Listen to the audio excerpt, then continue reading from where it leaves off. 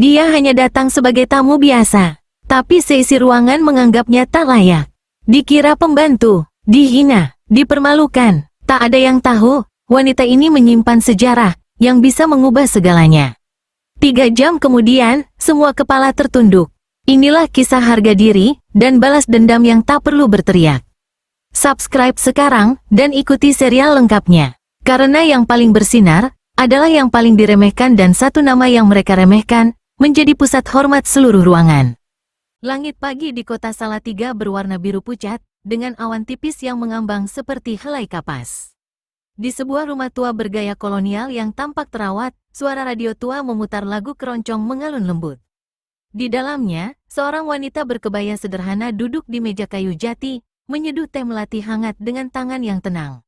Namanya Larasati, atau biasa dipanggil Bu Laras oleh tetangganya. Wajahnya bersih tanpa riasan, garis-garis halus di sekitar matanya menyiratkan usia dan kebijaksanaan. Rambutnya digelung rapi dengan tusuk konde perak. Ia bukan perempuan biasa. Dulu, ia adalah dosen sastra yang dikagumi banyak mahasiswa, penulis artikel budaya, dan pembicara seminar nasional. Tapi sejak ibunya sakit keras 5 tahun lalu, ia memilih pensiun dini dan kembali ke kampung halaman, meninggalkan gemerlap dunia akademik. Kini, hari-harinya diisi dengan merawat tanaman, membaca buku, dan sesekali menjadi sukarelawan mengajar anak-anak di rumah baca milik almarhum suaminya. Hidupnya tenang, tidak mewah, tapi cukup. Pagi itu, ia menerima sebuah undangan berwarna emas mengilap. Nadine dan Raditya, Sabtu, pukul 10 waktu Indonesia Barat. Grand Aruna Ballroom, Semarang. Laras mengelus lembut nama di kartu itu. Nadine adalah anak dari adik kandungnya, yang sejak kecil diasuh oleh keluarga dari pihak ayah karena kondisi ekonomi. Mereka jarang bertemu, tapi Laras selalu mengingat Nadine kecil, ceria, penuh rasa ingin tahu, dan suka bertanya tentang puisi. Laras menarik napas pelan. Aku ikut bahagia, Nadine, gumamnya. Meskipun mungkin kamu sudah lupa siapa aku. Ia berjalan ke lemari, membuka satu kotak kayu tua. Di dalamnya, sehelai kebaya kuning gading tersimpan rapi. Bukan kebaya baru, tapi penuh kenangan.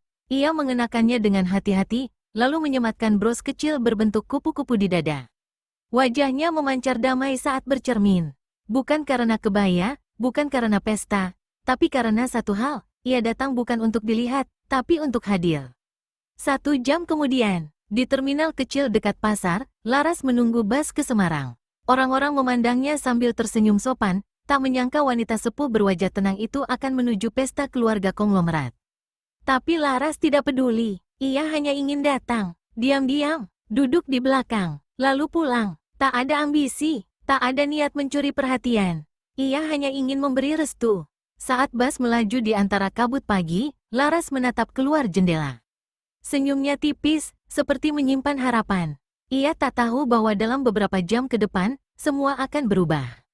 Bahwa hari yang ia pikir akan penuh harapan, justru menjadi awal dari luka yang harus ditanggung dengan hati besar. Bus melaju menembus kabut pagi, meninggalkan bayang-bayang gunung yang mulai tersibak matahari. Laras duduk di dekat jendela, tangannya menggenggam tas anyaman kecil berisi dompet, sapu tangan, dan selembar surat tulisan tangan dari almarhumah ibunya. Surat itu sudah lusuh, tapi selalu dibawa saat ia menghadiri acara keluarga, sebagai pengingat bahwa ia masih punya tempat, meski tak selalu diundang secara utuh. Pukul 9.45, bus berhenti di dekat hotel megah bertingkat tinggi, Grand Aruna Ballroom. Dari luar, mobil-mobil mewah berjejer. Suara musik klasik dan tawa para tamu terdengar sampai ke pelataran. Laras berdiri sejenak di trotoar, memandangi gedung itu. Ia mengatur napas, langkahnya ringan, tapi ada gemetar halus di ujung jemarinya. Ia tak membawa pendamping, tak ada sopir pribadi, hanya seorang wanita tua dengan kebaya lama dan senyum tulus yang hendak memberikan restu. Ketika ia masuk ke lobi, petugas resepsionis menoleh. Tatapan mereka sedikit ragu, sejenak menilai dari ujung konde hingga ujung sepatu. Namun Laras tetap tersenyum. Selamat pagi, saya tamu undangan keluarga, katanya lembut, menyodorkan kartu emas. Iya, Bu. Silakan. Petugas itu sempat menoleh ke rekannya sejenak, lalu mengangguk. Di dalam ballroom, dunia seperti berbeda. Kristal bergantungan dari langit-langit, lilin aromaterapi menguar wangi lavender, dan musik piano mengiringi tamu-tamu berseragam jas dan gaun malam. Laras berjalan perlahan, mencari tempat duduk di pojok. Tapi belum sempat ia duduk, seorang wanita dengan makeup tebal dan gaun penuh payet menghampirinya. Mbak, tolong ya. Tolong angkat tumpukan souvenir itu ke meja tamu. Cepat, ya, jangan diam aja, katanya, buru-buru, lalu berbalik tanpa menunggu jawaban. Laras tertegun, ia sempat membuka mulut, ingin menjelaskan. Tapi tak jadi, ia hanya mengangguk pelan, meski jelas tak mengenal siapa wanita itu. Ia bukan panitia, ia bukan pekerja hotel, ia hanya tamu. Loh, artnya siapa ya? Bajunya, kayak pembantu, ya enggak sih? Bisik dua tamu perempuan muda tak jauh darinya. Tawa kecil mereka menusuk, lebih tajam dari pisau dapur. Laras menarik napas. Ia duduk di kursi dekat pintu keluar, berusaha menenangkan diri. Ia tidak marah, ia hanya kecewa, bukan pada mereka, melainkan pada dunia yang mudah sekali menghakimi. Beberapa keluarga lewat, tapi tak satu pun menyapanya. Bahkan Nadine, keponakannya sendiri, berjalan bersama ibu mempelai pria, tersenyum ke arah semua orang, namun matanya melompati Laras seolah tak melihat. Laras menatap pelaminan dari kejauhan. Matanya berkaca, tapi tidak menangis. Ia membenarkan bros kupu-kupu di dadanya, lalu berbisik lirih pada dirinya sendiri. Mungkin hari ini bukan tentang aku, tapi semoga masih ada tempat untukku di dalam hati mereka. Laras masih duduk diam, tangan menggenggam sudut kursi dengan halus. Ia mencoba tersenyum saat seorang petugas hotel lewat, tapi senyum itu seperti menggantung di udara, tak berbalas. Detik berganti menit, musik berganti lagu, tamu-tamu bergantian datang, saling sapa, saling pamer perhiasan dan jabatan. Tapi Laras tetap di tempat yang sama, seolah tak terlihat oleh dunia. Hingga tiba-tiba, suara langkah hak tinggi menghentak lantai marmer. Seorang wanita parubaya dengan gaun merah menyala dan kalung berlian mendekat. Di tangannya, secangkir kopi yang tampak masih panas. Di wajahnya, guratan angkuh yang tak disembunyikan. Namanya Gita, tante dari mempelai pria, dikenal cerewet dan bangga dengan darah biru yang katanya mengalir dalam keluarganya. Ia berhenti tepat di depan Laras, lalu menatap dari atas ke bawah. "Permisi, kamu artnya siapa?" tanyanya dingin. Laras menoleh pelan. "Maaf, Bu, kamu nggak ngerti ya, ini area tamu undangan VIP. Kalau kamu bukan bagian dari keluarga, atau bukan pekerja hotel, sebaiknya jangan duduk di sini. Jangan bikin malu," katanya dengan suara yang sengaja diperkeras. Beberapa kepala menoleh, sebagian mulai berbisik. Laras masih tetap tenang. "Saya datang sebagai tamu, Bu. Saya keluarga dari mempelai wanita." Gita tertawa singkat, sinis. "Oh, dari keluarga? Pakaianmu seperti mau jualan jamu, bukan ke pesta pernikahan keluarga miliarder." Seorang pria muda yang duduk di kursi dekat situ menyikut temannya dan berbisik, "Gue kira tadi dia pembantu hotel, serius." Tawa kecil terdengar di sekeliling. Tidak nyaring, tapi cukup untuk membuat telinga Laras panas. Namun ia tetap diam, tidak membalas, tidak berdiri, tidak melawan, sebab ia tahu, sekali ia bicara keras, maka mereka akan merasa dibenarkan untuk menyebutnya kasar. Gita masih belum puas. Ia menoleh ke salah satu staf catering dan berkata dengan suara keras, "Tolong bantu ibu ini cari seragamnya." Kasihan, mungkin dia lupa ganti baju setelah bersih-bersih. Tawa, bisik-bisik, tatapan kasihan yang justru lebih menusuk daripada hinaan. Laras memejamkan mata, suara tawa itu bergema seperti gema dalam ruang kosong. Bukan karena ia malu, tapi karena ia sadar, betapa mudahnya manusia melupakan nilai seseorang hanya karena selembar kain yang menutupi tubuh. Di tengah keheningan batinnya, sebuah suara terdengar dari arah pelaminan. Seorang pria dengan setelan jas abu gelap baru saja masuk ballroom. Posturnya tinggi, langkahnya mantap, dan semua mata otomatis menoleh padanya. MC segera menyambut, "Selamat datang kepada tamu kehormatan kita, Bapak Aditya Wicaksana." Namun pria itu tidak langsung naik ke panggung. Ia berjalan perlahan, menelusuri barisan tamu, menuju kursi tempat Laras duduk sendirian. "Bu Larasati," ucap pria itu lirih, suara penuh hormat. Semua orang menoleh. Gita tertegun, dan untuk pertama kalinya sejak pagi itu, dunia mulai diam. Laras menatap pria di depannya, mencoba mengingat. Pria muda dengan jas abu itu kini menunduk sopan, lalu mengulurkan tangan dengan penuh hormat, bukan basa-basi sosial, tapi seperti seseorang yang sedang menyambut tokoh penting. Nama saya Arga, Bu. Saya murid Ibu, dari Universitas Paramuda, Angkatan 2009. Masih ingat saya? Laras perlahan berdiri, matanya melebar sedikit. Arga Wicaksana, yang dulu suka menulis cerpen tentang ayahnya yang kerja di pelabuhan? Arga tertawa lirih, matanya berkaca. Ya, Bu, itu saya. Tiba-tiba suasana di ballroom berubah drastis. Semua bisik-bisik mereda. Para tamu mulai saling pandang, bertanya-tanya dalam hati, siapa sebenarnya wanita tua itu? Dan Gita, yang tadi menghina tanpa ragu, hanya bisa berdiri kaku di tempatnya, wajahnya mulai kehilangan warna. Arga, pria muda yang kini dikenal sebagai CEO dari Wicaksana Group, pemilik saham mayoritas dari hotel tempat pernikahan ini berlangsung, justru membungkuk hormat di hadapan Laras. Bu Laras, katanya lantang, beliau bukan hanya guru saya, beliau yang pertama kali memperkenalkan saya pada dunia sastra, pada keberanian berpikir, pada cara menulis proposal bisnis dengan hati. MC yang sedari tadi menahan napas, kini maju dengan gugup. Bapak Arga, kami tidak tahu bahwa Ibu adalah tamu kehormatan saya pribadi, potong Arga tegas, tanpa meninggikan suara. Laras tersenyum canggung, namun masih tetap tenang. Ia menoleh ke arah Gita, yang kini menunduk, wajahnya merah padam. Oh, jadi Ibu, dosen, gumam Gita, suaranya kecil. Laras hanya menjawab dengan satu kalimat yang tenang tapi menggetarkan. Pendidikan tidak perlu diumumkan, Bu. Tapi ia akan menjawab ketika kita diuji oleh sopan santun. Beberapa tamu mulai bertepuk tangan kecil, tapi segera disusul oleh keheningan yang panjang. Ada rasa malu mengambang di udara, terutama dari mereka yang tadi ikut menertawakan. Nadine, si pengantin wanita, baru sadar keberadaan Laras.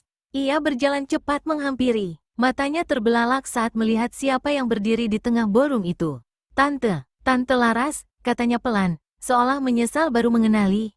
Laras hanya mengangguk, tak bicara. Arga menoleh ke Nadine. Ini keluargamu, Din. Kalau bukan karena beliau, aku tidak akan pernah jadi seperti sekarang. Beliau yang mendorongku menulis beasiswa luar negeri, ingat. Nadine tercekat. Aku minta maaf, Tante. Aku terlalu sibuk dengan urusan pesta ini. Tapi Laras hanya tersenyum. Tidak apa, Nak. Kadang, manusia memang baru membuka mata, setelah lebih dulu menutup hatinya. Dan di saat itu, di tengah pesta yang megah, orang-orang mulai melihat Laras bukan sebagai wanita tua dengan kebaya sederhana, tapi sebagai seseorang yang pernah menyalakan cahaya dalam gelap, dan hari ini, cahaya itu kembali menerangi semua mata yang sempat buta. Namun cahaya, sebagaimana api, tak selalu membawa kenyamanan bagi mereka yang pernah berdiri di balik bayangannya. Gita buru-buru mundur, menunduk kaku. Sejumlah tamu lain, yang tadi membisik dan menertawakan, mulai sibuk mencari cara untuk terlihat tidak terlibat.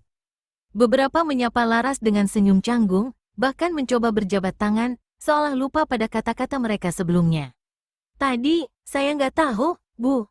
Maaf kalau sempat salah paham, kata seorang pria bertubuh tambun yang tadi ikut menertawakan Laras dengan nada sombong. Laras hanya menatapnya sebentar. Ia tak berkata sepatah kata pun, tapi tatapan matanya lembut, dan di saat bersamaan, menusuk jauh ke dalam hati. Di tengah keheningan itu, Arga kembali bersuara. Saya akan menunda sambutan saya di atas panggung. Hari ini, izinkan saya duduk satu meja dengan orang yang paling berjasa dalam hidup saya. Tangannya menunjuk meja utama, meja keluarga saya. Seluruh ruangan terdiam. MC pun tak bisa berkata-kata. Dan Laras hanya bisa menggeleng kecil. Tidak perlu, Arga. Aku tidak datang untuk kehormatan atau sorotan. Aku datang hanya untuk memberi restu, ujarnya pelan. Tapi Arga menatapnya dengan penuh keteguhan. Ibu tidak bisa memilih untuk menyembunyikan cahaya, Bu. Dunia terlalu buta tanpa orang seperti Ibu. Laras terdiam. Kata-kata itu seperti membuka sesuatu dalam dirinya yang selama ini ia kunci rapat, rasa dihargai yang tak ia rasakan selama bertahun-tahun sejak pensiun dari dunia pendidikan. Sejak kehilangan suami, sejak hidup menyendiri, ia mengangguk pelan. Kalau begitu, izinkan saya berdiri, bukan untuk dihormati, tapi untuk mengingatkan. Semua mata menoleh saat Laras naik satu langkah ke atas panggung kecil. Ia tak perlu mikrofon, suaranya tenang, namun sampai ke seluruh penjuru ruangan. Hari ini saya datang bukan sebagai dosen, bukan sebagai keluarga, dan bukan sebagai siapa-siapa. Saya datang hanya sebagai manusia. Dan manusia tidak seharusnya dinilai dari baju yang ia kenakan, tapi dari cara ia memperlakukan orang lain yang tak bisa membalas apa-apa. Hening. Bahkan MC tak berani memotong. Jangan tunggu seseorang jadi penting untuk mulai menghormatinya. Karena mungkin yang kamu remehkan hari ini pernah jadi orang yang membantu menyalakan jalan hidupmu. Air mata mengalir di pipi Nadine. Ibunya yang tadinya bersikap dingin, menunduk dalam-dalam. Setelah turun dari panggung, Laras melangkah keluar dari ruangan. Ia tidak menunggu makan siang, tidak menunggu foto keluarga, tidak menunggu tepuk tangan. Karena kadang, seseorang hanya ingin datang untuk memberi restu, dan pergi sebelum pujian menjadi beban. Tapi di luar ballroom, Laras disambut seorang pria tua yang berdiri menunggunya sambil membawa sesuatu, sebuah map coklat lusuh bertuliskan, proposal sekolah gratis untuk anak pemulung. Pria itu berkata, "Bu Laras, ini masih ingin ibu perjuangkan." Dan saat itu, untuk pertama kalinya dalam waktu yang lama, Laras tahu, hidupnya belum selesai. Laras memandang map lusuh di tangannya, jari-jarinya mengusap perlahan sampul yang mulai pudar dimakan waktu. Ia mengangguk pelan, lalu menatap pria tua di depannya, "Pak Darto, rekan sejawatnya dulu, sesama pejuang pendidikan di daerah kumuh." "Iya, Pak, aku mau lanjutkan, tapi kita mulai dari mana lagi? Dunia sudah berubah. Kita ini cuma dua orang tua," ucap Laras lirih. Pak Darto tersenyum. "Justru karena dunia berubah, Bu. Anak-anak itu butuh seseorang yang tetap." Malam itu, Laras kembali ke rumah petak sederhananya. Di atas meja makan yang juga berfungsi sebagai meja kerja, ia membuka kembali proposal yang ia tulis 8 tahun lalu, tentang mendirikan sekolah gratis di daerah bantaran sungai, tempat anak-anak pemulung sering bermain di dekat tumpukan sampah tanpa alas kaki. Mata Laras berkaca saat membaca kembali kalimat pertamanya. Pendidikan bukan hak istimewa, pendidikan adalah kebutuhan hidup. Keesokan harinya, Laras mulai bergerak. Ia dan Pak Darto mengunjungi dinas sosial, lembaga pendidikan, hingga komunitas peduli anak jalanan. Tapi satu demi satu pintu tertutup halus dengan kata-kata yang manis namun menggigit. "Wah, programnya mulia, Bu. Tapi saat ini kami fokus ke digitalisasi pendidikan dulu ya. Bantaran sungai, waduh, terlalu rawan. Mungkin lebih baik cari lokasi yang lebih instagramable, Bu." Laras hanya tersenyum. Tapi hatinya mencatat semua, dunia lebih mudah menerima ide besar, kalau dibungkus dengan kemasan yang menarik. Di malam ketiga, Laras kembali ke rumah dengan langkah gontai. Di tangan kanannya, map proposal yang kini sedikit sobek. Di tangannya yang lain, seplastik nasi bungkus yang ia beli dengan uang sendiri karena belum ada bantuan apapun masuk. Ia duduk sendirian, hujan turun di luar jendela. Dan di dalam dirinya, hujan yang lebih dingin mulai merembes diam-diam. Apa aku terlalu tua untuk berjuang lagi? Apa dunia ini masih butuh suara orang sepertiku? Pikiran itu membuat matanya basah, tapi bukan karena menyerah, melainkan karena perasaan yang sudah lama ia pendam, lelah menjadi cahaya yang terus padam oleh angin zaman. Namun, sebelum malam benar-benar menelan semangatnya, notifikasi di ponselnya berbunyi. Satu pesan masuk dari Arga. "Bu Laras, saya bicara dengan direksi kemarin. Kami ingin bantu. Tapi ibu yang harus memimpin sendiri." "Siap, Bu." Laras menatap layar ponsel itu lama sekali. Kemudian, ia tersenyum. Ia membuka laci tua dan mengeluarkan sesuatu yang sudah lama tersimpan, sebuah pin kecil berbentuk bunga melati, simbol pengabdian seorang guru. Ia menyematkannya di kerah bajunya, lalu berkata pelan pada dirinya sendiri. "Kalau memang harus mulai dari nol, biarlah aku jadi angka pertamanya." Di luar, hujan masih turun.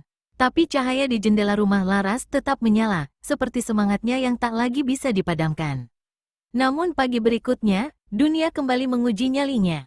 Laras dan Arga mengadakan konferensi pers sederhana, sebuah pengumuman kecil tentang rencana mendirikan sekolah untuk anak-anak marginal, didukung dana dari Yayasan Wicaksana.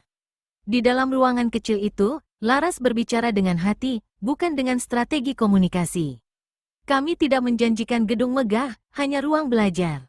Tidak ada AC, hanya ventilasi alami. Tapi kami janji, anak-anak akan belajar menghargai diri mereka sendiri." Namun, keesokan harinya, dunia maya tidak sepenuhnya bersimpati. Di Twitter, akun-akun anonim mulai menyindir.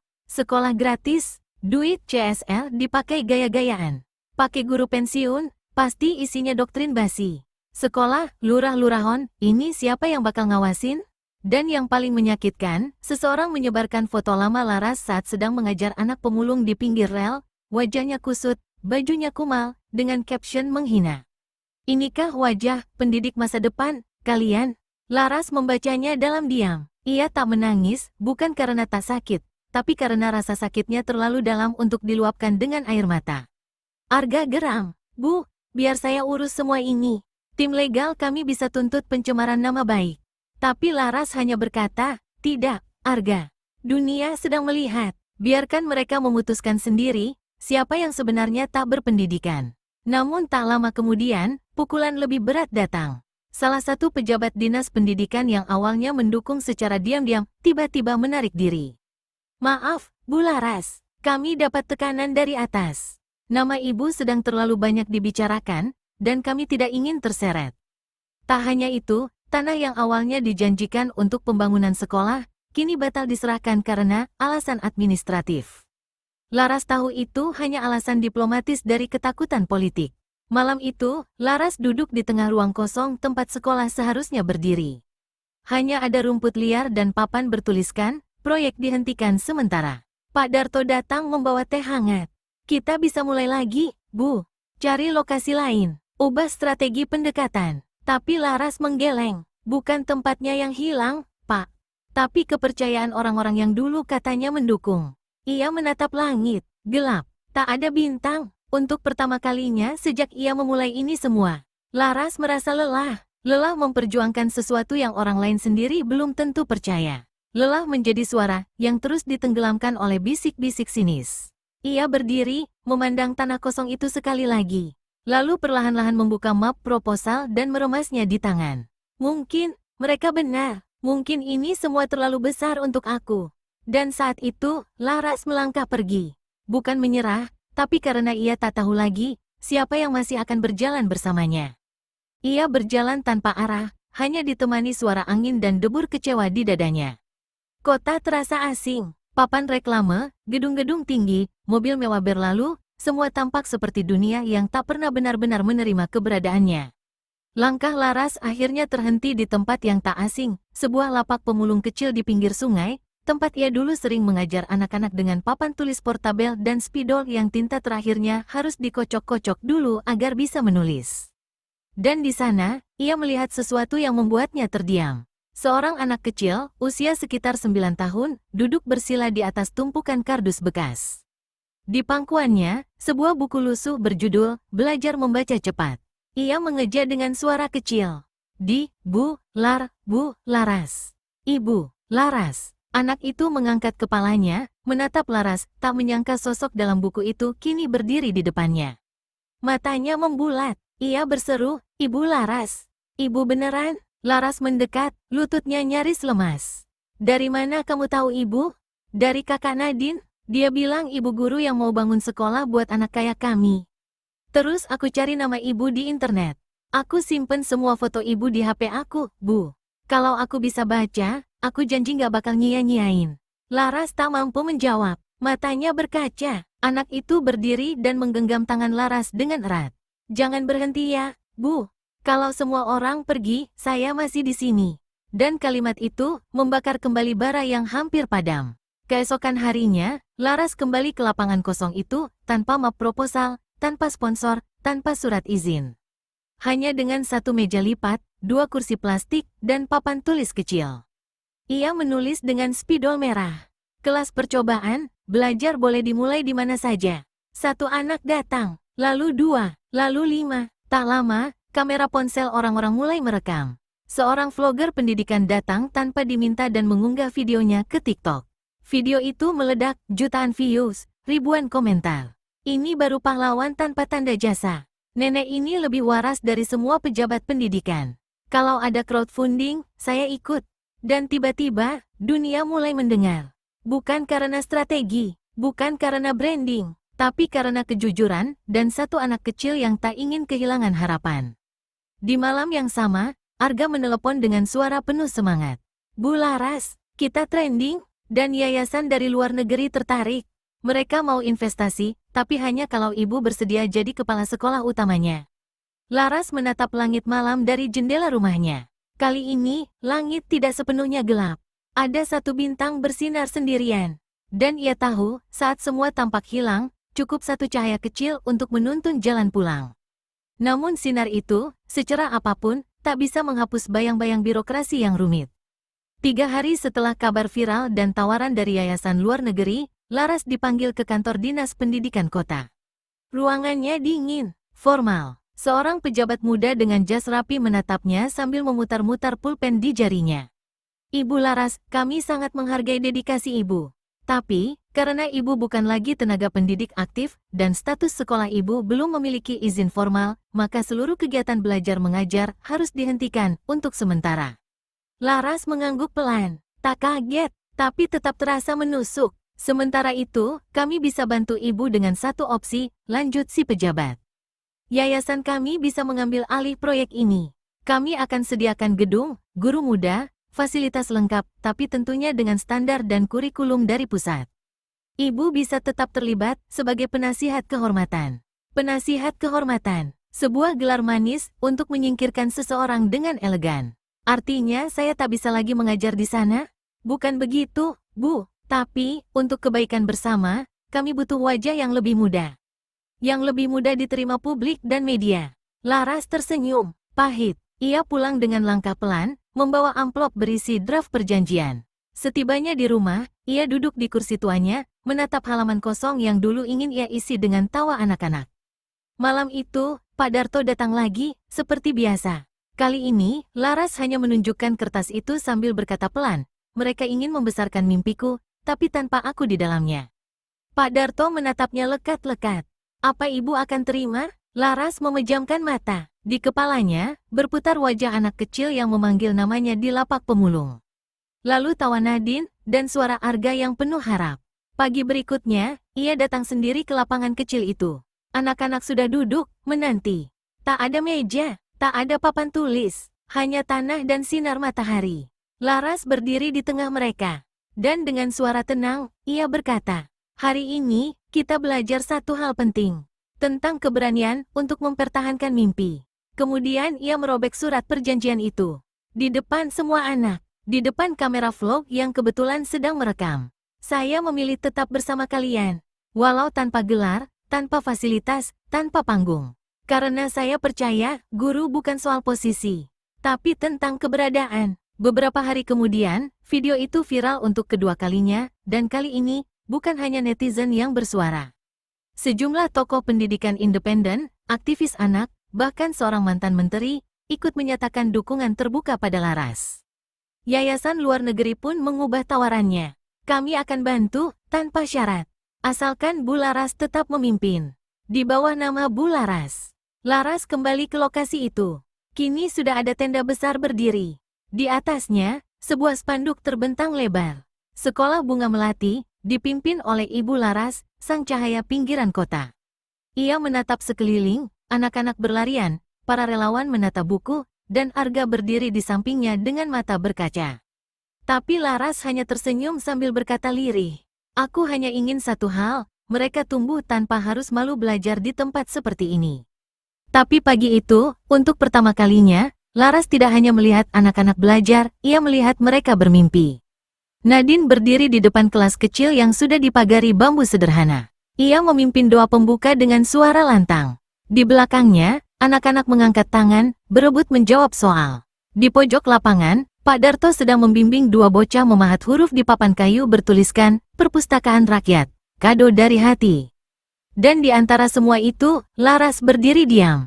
Bukan karena lelah, tapi karena hatinya penuh. Ia memegang sebuah undangan yang baru saja diterimanya pagi tadi. Sampulnya mewah, warna emas, embos elegan. Undangan penganugerahan Satya Lencana Pendidikan Nasional. Di bagian bawah tertulis, kepada Ibu Laras Suryani. Bukan penasihat kehormatan, bukan relawan lapangan, bukan Ibu Alt, tapi nama lengkapnya, tanpa pengurangan, tanpa penyamaran. Air matanya mengalir pelan, bukan karena penghargaan itu, tapi karena untuk pertama kalinya, negara ini mengakui keberadaannya. Beberapa hari kemudian, Laras naik ke panggung kehormatan. Bukan aula hotel, bukan studio siaran, tapi panggung kecil di tengah lapangan sekolah darurat yang kini penuh tenda. Anak-anak memegang bunga kertas buatan tangan. Nadine berdiri di samping mikrofon, gugup tapi berani. Ibu Laras, kami tahu banyak yang pernah menyebut ibu tidak layak. Tapi, hari ini, kami ingin bilang satu hal, kalau bukan karena ibu, kami tidak akan pernah belajar percaya pada diri sendiri. Nadine lalu membuka gulungan kecil, dan membaca pelan. Karena ibu, kami tahu, pendidikan bukan hanya hak anak kota. Karena ibu, kami tahu, belajar bisa dimulai dari mana saja. Dan karena ibu, kami percaya, kami berharga. Laras tak kuasa membendung air matanya. Ia tidak pernah mendambakan panggung, tidak pernah mengejar tepuk tangan. Tapi hari itu, suara puluhan anak yang meneriakkan namanya, jauh lebih meriah dari apapun yang pernah ia bayangkan. Terima kasih, Bu Laras. Kami bangga jadi murid ibu. Kami cinta sekolah ini. Dan saat semua anak maju bergiliran untuk memeluknya, Laras sadar bahwa semua luka, semua hinaan, semua keraguan tidak pernah sia-sia. Saat matahari hampir tenggelam, Laras duduk sendirian di bangku kecil, memandangi anak-anak yang bermain di halaman. Pak Darto duduk di sampingnya. Apa ibu pernah menyesal? Laras tersenyum. Tidak, karena akhirnya, aku tahu, nama yang dulu dipanggil dengan nada sinis, kini menjadi nama yang mereka sebut dengan bangga. Ia menatap langit yang mulai kemasan. Dan itu cukup.